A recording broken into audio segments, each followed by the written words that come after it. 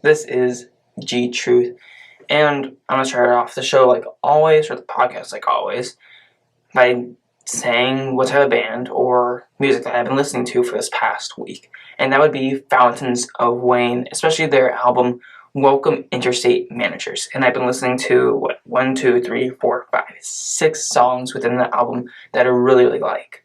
So the first being Mexican Wine, that is my favorite one. And then Stacy's Mom is a close second one. And then Hackensack was pretty good. All Kinds of Time, Hey Julie, and Super Collider. I really like all those songs, and I want to check out the other albums that they've made, but I think that's a pretty good start. We just had, in Boston, our first snowfall. I put air quotes for a reason. On Tuesday. Now, the reason why I put air quotes around snowfall is because it was like the kind of snow that's there, but it melts as soon as it gets to the ground. Granted, it was not freezing, but even then, it kind of just melted as soon as it hit the ground, or in the air even. And it was raining too, so it was kind of snow, but not really. It was like someone got some whipped cream and just kind of just blew it and just let it fall all over the place. But overall, it's been a pretty good week. But I did not record on Tuesday for 2 reasons. One, I was insanely tired. I had just finished a paper that I was staying up for on Monday night. Now, yes, I should have done a lot better job with that. I should have, gotten ahead on it and worked on it earlier. That way I can actually plan out for my Tuesday episode that ended up going up on Wednesday. But the second reason also was that there were not really many stories circulating or going on, or that I could think of right away to plan out topics for my podcast. And I don't really want to follow these stories that air on TV because it's the same thing for every single show. It's repetitive, and granted, it's the same thing every single day. Undisputed, Cowboys, LeBron. Same thing for Colin Cowherd's The Herd Show. Baker Mayfield, Sam Darnold, Lakers, Clippers, something of that sort. Not things that are very creative or brand new. They don't really look at, the Celtics or the Suns or the Raptors. They don't look at those teams. They look at the big market teams. And I like to look at, everything that's going on. So I think that even though I'm not doing that so much this week, I'm going to do that a lot more going ahead. And I did think about some things that I want to do going forward, especially very interesting film analysis that I'm going to have 2-3 weeks from now. I think it should be really, really good. And if I do it correctly. And also I'm going to try to do a bit more of NBA analysis. So I have an idea with that of the best team in the first quarter, look at their first couple plays and analyze what's going on there, kind of just draw out what's going on, and the good reads that they do, probably, sorry for the voice crack, see the good plays that they do, especially since they're probably a good first quarter team. I don't know one that comes right off the top of my head, but still, I think that should be really, really interesting, and I'm looking forward to it. I'm not going to do that today, but probably next week I'm going to start trying to do that. So the topics I have for today are Alabama and the college football playoffs, and my NFL power rankings after week 10 going into week 11 of NFL football, as well as some games that are must watch for this weekend. So for the first topic, Alabama. Alabama was ranked 5th according to the CFP playoff rankings. I know that's redundant, CFP playoffs. That's a bit redundant, but they were ranked 5th. Now, I believe that they still have a good shot at making the playoffs. There are only 8 real contenders, and those are the top 8. So that would be LSU, Ohio State, Clemson, Georgia, Alabama, Oregon, Utah, and Minnesota. So let's eliminate possible contenders or eliminate possible teams from those 8 in Alabama's worst case scenario, which those teams win, and Alabama, even though the worst case would be that Alabama loses out, that's probably not going to happen at all. They're probably going to win out, actually. So let's look at the scenario where they win out, and let's see the worst case scenario from that. So let's look at Oregon and Utah first. They'll probably play each other in the Pac-12 championship, even if both teams do not win out, especially Oregon does not have to win out in order to play Utah in the Pac-12 championship. So only one of those teams, if they play each other in the Pac-12 championship, will have an actual shot of making the college football playoffs. Same thing goes for Ohio State and Minnesota. Even if they don't win out, they will probably play each other in the Big Ten championship. Even if they lose, in Ohio State's case, to Penn State and Michigan, and in Minnesota's case, Iowa and Wisconsin, even though they both should win out completely, they'll face each other in the Big Ten championship. And again, only one of those teams will make it to the college football playoffs, or can make it to the college football playoffs. And then after that becomes LSU. LSU should win out their remaining games, and in the SEC championship should play either Georgia or Florida. If they play Florida, that means that Georgia lost to Auburn, Texas A&M, or Georgetown, which would essentially put Georgia out of the whole CFP race. And if they do play Georgia, LSU probably is going to win and therefore eliminate Georgia completely, especially after Georgia lost to Southern Carolina, right? Southern Carolina Gamecocks. I think that's what it was. South Carolina Gamecocks. And then Clemson is pretty much a lock. Even though their schedule was insanely weak, they're pretty much a lock. And they're most likely going to go undefeated this year and win the ACC championship pretty easily. So with Georgia either losing to LSU in the SEC championship or to one of their teams that is in their upcoming schedule, Auburn, Texas A&M, or Georgetown, Georgia's out of the race completely. And then Oregon and Utah will face each other in the Pac-12 championship, so they'll eliminate one of them from contention. Same with Ohio State and Minnesota in the Big Ten championship. So the final rankings, in no specific order, should be this: LSU, Clemson, and third, Oregon or Utah, fourth, Ohio State or Minnesota, and then at 5, Alabama. Now the question becomes, what can happen for Alabama to sneak into one of those spots that's not 1 and 2, but instead 3 and 4, where Oregon or Utah or Ohio State and Minnesota could be? And the first thing that they could do is just do their part and win out. They gotta stay competitive, make it entertaining, have blowouts. They cannot leave any doubt that they are a good team that just lost to the number 1 ranked team. And then secondly, they need LSU to stay undefeated. If their only loss is to an undefeated LSU team that is taking college football by storm, that one loss does not look as bad as, say, Oregon's loss to potentially Utah as well as Auburn, or Georgia's loss to potentially LSU and the South Carolina Gamecocks, like I mentioned before. And then the third thing is a bit more luck-oriented. They need Oregon to lose one of their season games and then beat Utah in the Pac-12 championship, or they need Minnesota or Ohio State to lose one of their season games and then beat the other team in the championship game. Why am I saying it in that order? For example, Oregon losing a seasonal game and then beating Utah in the Pac-12 championship.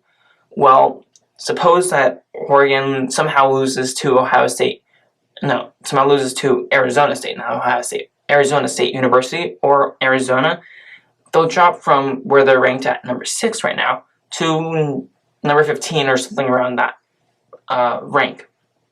Utah would slide up in the rankings to probably 6th if Oregon were to slide down by that much, because Oregon's currently at number 6, Utah's at number 7. So if Utah wins that week or wins out from there, they'll probably slide into number 6. So that means the Pac-12 championship will be potentially a number 6 ranked, number 6 ranked, that's the correct terminology, number 6 ranked Utah team against a number 15 ranked Oregon team in the Pac-12 championship. And then if that number 15 ranked Oregon team would win, they'll even out the rankings at number 8, number 9, probably Oregon at number 8, and Utah at number 9, opening the door for Alabama to make it into the playoffs. So overall, Alabama still does have a good shot at making the playoffs, especially if they win out in entertaining fashion and with a little bit of luck on their side. But ultimately, their fate lies in the hands of the Pac-12, who hasn't had a team make the playoffs since 2017 in Washington, and as well as the Big Ten and just a bit in LSU, who needs to win out for Alabama to even have a chance at making the playoffs. Now moving on, I do have my NFL power rankings. Last week they were Bills, Cowboys, Texans, Packers, Seahawks, Chiefs, Ravens, Patriots, Niners, and Saints. Now this week, yes, there was some movement. A good amount of movement too. A good amount of teams were dropped back, and the teams that were already higher ranked up just moved ahead. So let's start off with this. The Cowboys, I dropped from 9th to 10th. Yes, I could have gone all the way and moved them all the way off and put the Vikings right here. I could have. But even though they lost to the Vikings, you cannot say that that was Dak's fault and that Dak did not play well. Ultimately, the blame of that game comes down to coaching, Ezekiel Elliott, and a tiny bit of the blame goes on the defense as well. For the defense, you got to take Dalvin Cook out of the game completely. You cannot let Kirk Cousins dump the ball off to him on a good amount of passing plays. And as for Ezekiel Elliott, you had one of your worst games again at the most inopportune times. He had 35 rushing yards against the Saints, which they lost, 62 yards against the Packers, which they lost, and 47 yards against the Vikings, which they obviously lost. And those 47 yards also came on 20 carries, which is not good or impressive at all. And as for Jason Garrett, when it comes down to coaching, well, he's Jason Garrett. So there's that. I still believe in the Cowboys, but they got to figure themselves out, especially that defense and that running game. They got to figure it out now because the Eagles are on their heels and they're hungry. And the Cowboys, if they do make the playoffs, will not have a first round bye. They will not have a first round bye. Sorry for that little blip right there. I just had to quickly sneeze, so it should be cut out completely. But continuing on, at number 9, I had the Steelers. Now, admittedly, I did not have a whole lot of faith in the Steelers team when Mason Rudolph stepped in for Big Ben. But the Steelers do have one of the best defenses in the league, second in interceptions and first in fumbles recovered, which adds up to second in total takeaways. And they also have they're also third in sacks. So their defense is monstrous, while their offense is fairly mediocre. But hey, it's working for them. And all I can say is just imagine if Big Ben was healthy on this team. And number 8, I have the Texans. Now they had a bye week. A lot of teams around them in my rankings moved around, but they had no movement. And I think that this bye week could actually help them prepare for the Ravens this weekend, as well as a tough 2-game stretch after that against the Colts and the Patriots. And number 7, I have the Kansas City Chiefs. In the last 3 games that Patrick Mahomes has completely, fully healthy played in, so that's discounting against the Denver Broncos, even though he did play in that game. He was injured halfway through and replaced by Matt Moore. So I'm talking about games that he was fully in, the last 3 games, which would be in the Indianapolis Colts, the Houston Texans, and the Tennessee Titans. He's lost all of them. And you know what? Maybe the AFC South just has Patrick Mahomes' number. But although those first 2 losses against the Colts and the Texans were on Patrick Mahomes not performing. So many voice cracks. Not performing offensively. This latest loss against the Tennessee Titans is on the defense. You cannot have your team put up 32 points and still lose. You should win that game. You should definitely win that game, especially with a quarterback as talented as Patrick Mahomes. So that one goes on the defense. And number 6, I have the Packers. They had a good win over the Panthers, but they have not their first real test, but one of the biggest tests for them in Levi Stadium against the 49ers after this weekend. And number 5, I have the Patriots. Now, they did have a bye week this week, but I did drop them because of the success of the other teams that are going to be later on in this list. So this bye week, I believe, actually came at the most opportune and probably the best possible time for these Patriots. Their offense finally gets to rest. Brady gets to get back into the rhythm and essentially reboot his mediocre play because he has not been playing as well as he should be. Even though he's getting up there in age, he has played a lot better, such as last year. Now, for the defense of the New England Patriots, they got to fix some problems that were exposed against the Ravens and Browns, which was especially their run defense. And as for Bill Belichick and coaching going forward, they got to prepare for a tough stretch against the Eagles, Cowboys, Texans, and the Chiefs in the next 4 weeks. At number 4, I have the Seattle Seahawks. They just beat the 49ers, who were the only undefeated team in the NFL, and they are no longer.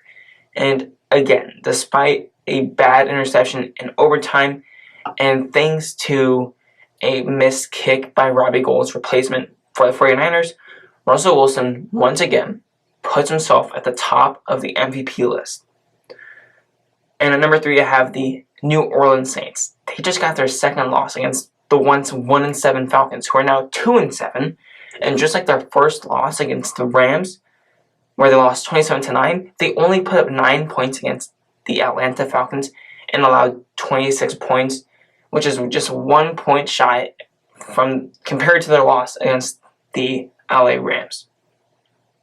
Now, all I can say about the New Orleans Saints is that this is just a blip, and this is not indicative of the Saints' greatness and how good they are.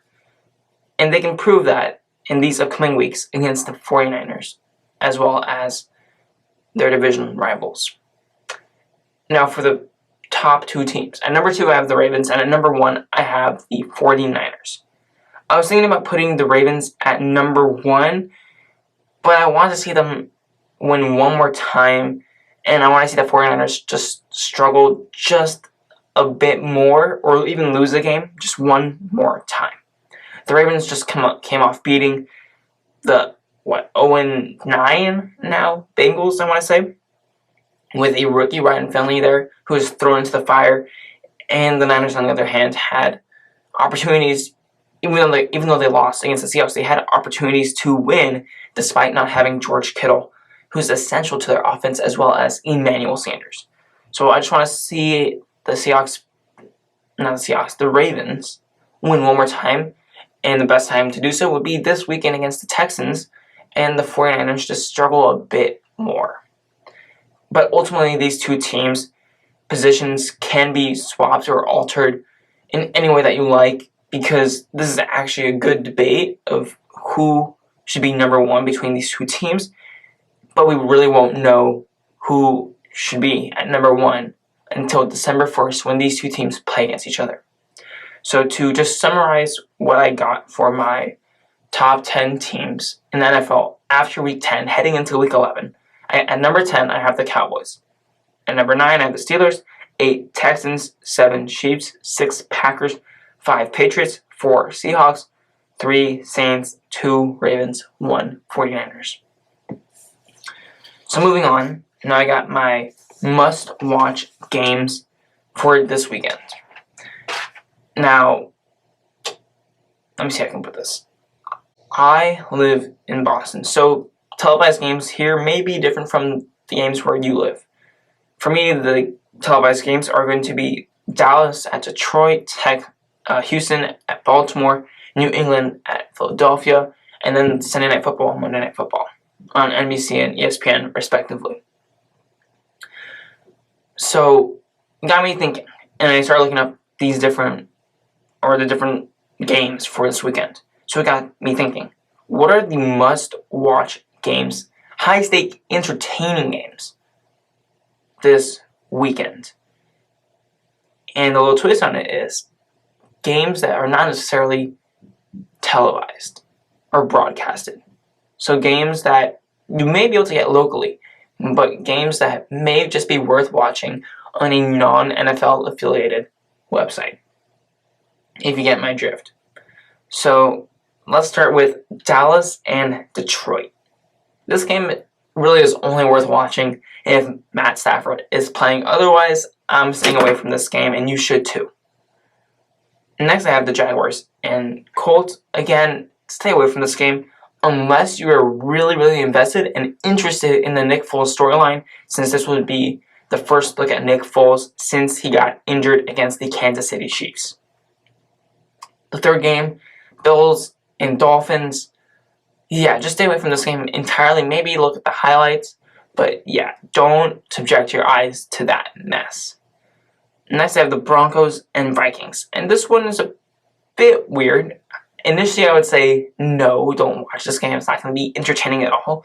But if it's close in the fourth quarter, which it very well might be with Brandon Allen if he plays as well as he did against the Cleveland Browns, then yes, for sure, watch the game. But only after the fourth quarter. Next, I have the Saints and Buccaneers. And that's the first game I'm going to say, yes, all eyes should be on that game. We have two high-powered offenses and a Bucs defense that has stopped Christian McCaffrey of the Carolina Panthers twice this season, and they could do the exact same thing against Alvin Kamara, putting the ball in the hands of Drew Brees and really seeing what he's got coming off his injury. Next, I have the Jets and Redskins. Again, stay away from this unless you're a Sam Darnold lover or praiser or something like that. Next, I have the Falcons and Panthers. And again, this is one of those games that I'm going to say, maybe.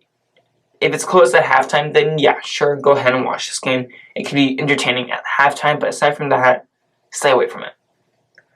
Texans and Ravens, yes.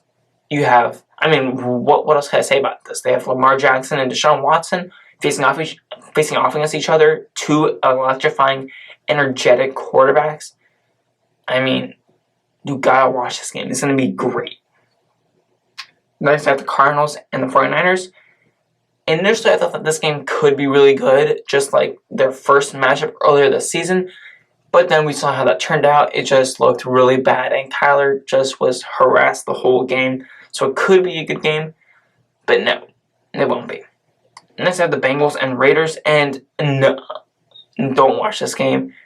The Raiders do have potential of going 6-4 for the first time in forever, and potentially even putting their hand in the cookie jar of the AFC West and even grabbing the division title as of right now.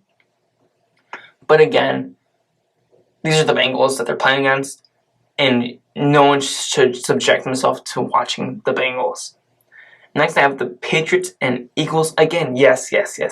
Watch this game. Entertaining. You have a rematch of the Super Bowl. What could have been Carson Wentz had Nick Foles not stepped in for him. Carson Wentz against Tom Brady. Huge storyline. Should be really, really entertaining, especially with the Patriots coming off a bye week. I'm pretty sure coming off a bye week. Now, Sunday Night Football, Bears and Rams.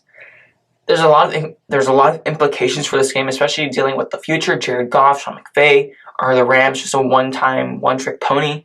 Are the Bears really that much in need of a quarterback as of right now? Can Trubisky somehow turn it around late in the season with the Bears at 4-5 right now? But is it worth watching? It's Sunday Night Football, only thing really on. Probably going to watch it anyways, but it's not going to be that entertaining, I believe. Chiefs and Chargers. Now, this one could be, and I would like it to be entertaining, just like last year, around Christmas time, in December, when it was wildly entertaining with the Chargers coming back. But for this game, you have to look at the first quarter score in order to actually have a chance at maybe thinking that it could be interesting or competitive or entertaining, to say the least. So for this weekend, the games that I can just say yes to without having to think about it or check the score on: Saints and Buccaneers, Texans and Ravens, Patriots and Eagles. And then for the three games that I would say definitely check the score of before watching it: Broncos and Vikings, Falcons and Panthers, Chiefs and Chargers.